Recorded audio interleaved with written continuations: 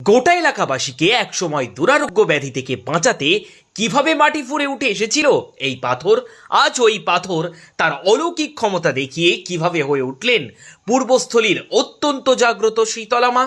আজও পূর্ব বর্ধমানের পূর্বস্থলীর এই শীতলা মায়ের কাছে লাখ লাখ ভক্তবৃন্দ ছুটে আসেন তাদের মনস্কামনা পূরণ করার জন্য।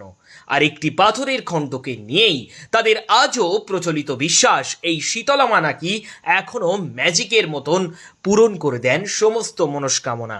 কখনো নিঃসন্তান গৃহবধূ বা কখনো বেকার যুবক যুবতী থেকে শুরু করে যে কোনো সমস্যার মুশকিল আসানে এলাকার এই শীতলা মাই এক এবং অদ্বিতীয়।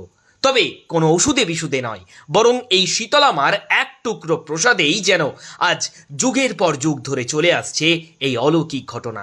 তাই জাগ্রত এই শীতলা মাকে দর্শন করা মাত্রই একটিবার বলুন, জয় মা শীতলা।